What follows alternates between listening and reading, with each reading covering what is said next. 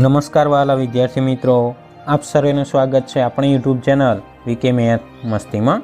વિદ્યાર્થી મિત્રો, આ વિડીયોમાં આપણે વાત કરીશું ધોરણ 4 વિષય ગણિતની જે ડિસેમ્બર માસની જે એકમ કસોટી છે તેનું સંપૂર્ણ પેપર સોલ્યુશન આ વિડીયોમાં આપણે કરીશું। તો મિત્રો, વિડીયો પૂરેપૂરો ધ્યાનથી જુઓ અને જો આપ અમારી ચેનલમાં નવા હો તો મિત્રો ચેનલને સબસ્ક્રાઈબ કરો અને બાજુમાં આવેલી ઘંટડી દબાવી નાખો, જેથી નવો વિડીયો આવે છે તો તેનો એલર્ટ તમને મળી રહે। તો મિત્રો, હવે આપણે વાત કરીશું પ્રશ્ન 1 કે સૂચના પ્રમાણે કરો।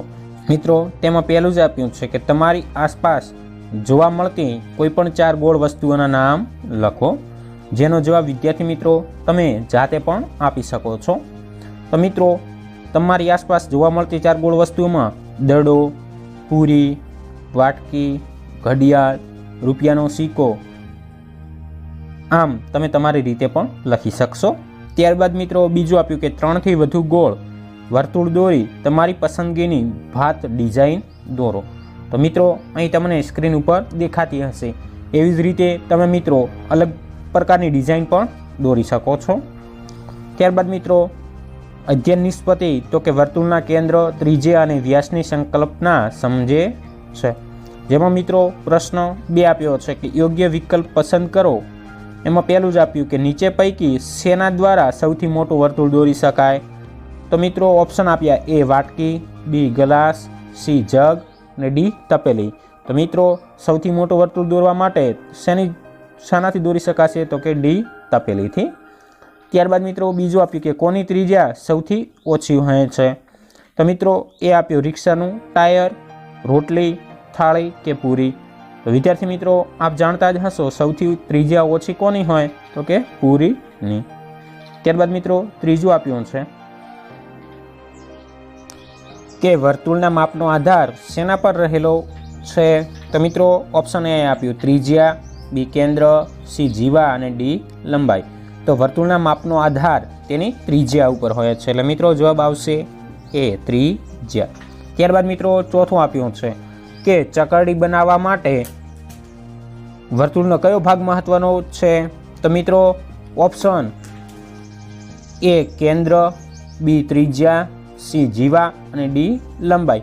તો મિત્રો ચકરડી બનાવવા માટે વર્તુળનો જે ત્રિજ્યાનો જે ભાગ હોય તે મહત્વનો હોય છે। ત્યારબાદ મિત્રો પાંચમો કે એક વર્તુળમાં કેટલા કેન્દ્ર હોઈ શકે? તો વિદ્યાર્થી મિત્રો ઓપ્શન એ 1, બી 2, સી 3 કે ડી 3 થી વધારે। તો એક વર્તુળ બનાવવા માટે એક જ કેન્દ્ર હોઈ શકે। ત્યારબાદ મિત્રો પ્રશ્ન 3 કે વર્તુળ દોરો, માત્ર પેન્સિલની મદદથી વર્તુળ દોરો। તો મિત્રો તમે પેન્સિલની મદદથી વર્તુળ દોરશો તો જુએ એવું એકદમ ગોળ વર્તુળ બનશે નહીં।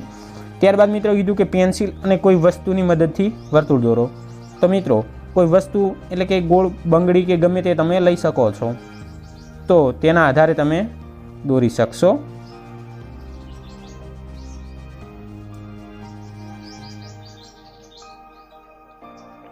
ત્યારબાદ મિત્રો કીધું છે કે પરિકર અને પેન્સિલની મદદથી વર્તુળ દોરો। તો મિત્રો તમે પરિકરથી અને પેન્સિલની મદદથી વર્તુળ દોરશો તો એકદમ ગોળ વર્તુળ દોરાશે।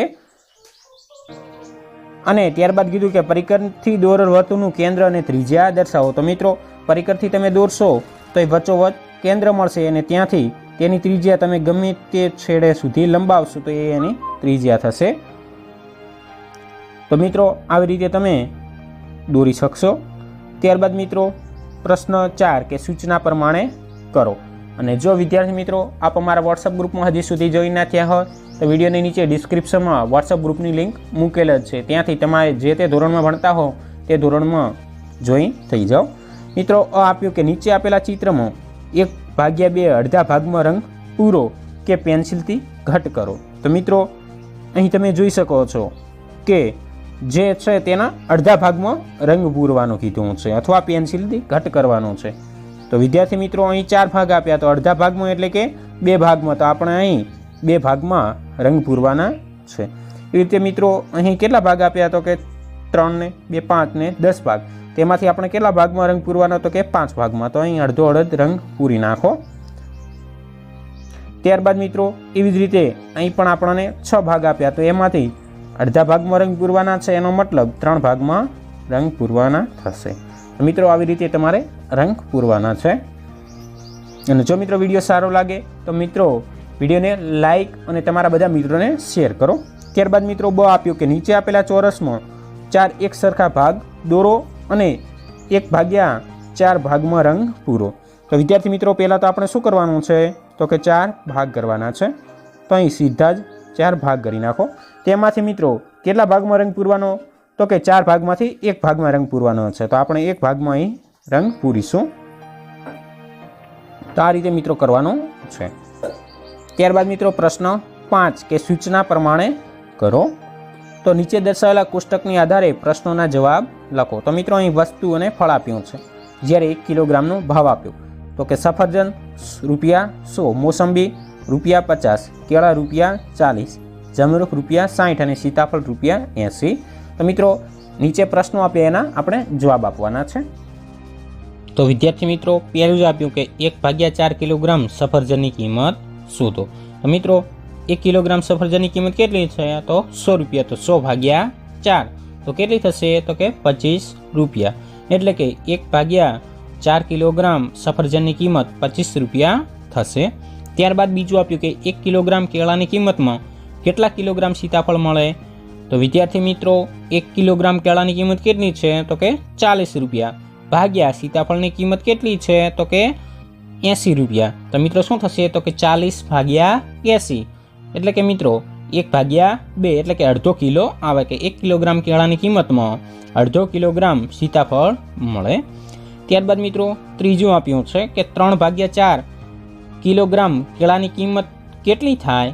તો મિત્રો 3/4 કિલોગ્રામ કેળાની કિંમત કીધી છે, તો 1 કિલોના કેટલા છે તો કે ₹40। તો મિત્રો શું થશે તો કે 3/4 ગુણ્યા 40 કરીશું તો મિત્રો કેટલા થશે તો 10 ચોક 40 એટલે કે 10, 10 તરી 30 એટલે કે ₹30 થશે કે 3/4 કિલોગ્રામ કેળાની કિંમત ₹30 થાય। ત્યારબાદ મિત્રો ચોથો આપ્યો કે અડધો કિલોગ્રામ મોસંબી અને 1/4 કિલોગ્રામ જમરૂખ ખરીદવા માટે કેટલા રૂપિયા ચૂકવવા પડે। તો વિદ્યાર્થી મિત્રો શું કીધું છે અડધો કિલોગ્રામ મોસંબી એટલે કે 1/2 ગુણ્યા મોસંબીના કિલાના કેટલા રૂપિયા છે તો કે ₹50। તો 1/2 ગુણ્યા 50 વત્તા શું કીધું 1/4 કિલોગ્રામ, 1/4 એટલે મિત્રો 4 ભાગમાંથી ત્રીજો ભાગ એટલે કે 3/4 ગુણ્યા જમરૂખની કિલાની કિંમત કેટલી છે ₹60। તો મિત્રો 3/4 ગુણ્યા 60 થશે અને મિત્રો 25 દુ 50 એટલે કે 25 વત્તા પેલા જે 3/4 ગુણ્યા 60 હતા એટલે કે 15 ચોક 60 એટલે કે 15 તરીના 45 એટલે કે 25 વત્તા 45 એટલે કે મિત્રો કુલ ટોટલ બંનેનું ગણવા જઈએ તો 25 અને 45 એટલે કે ₹70। તો મિત્રો અડધો કિલોગ્રામ મોસંબી અને 1/4 કિલોગ્રામ જમરૂખ ખરીદવા માટે ₹70ની જરૂર પડશે।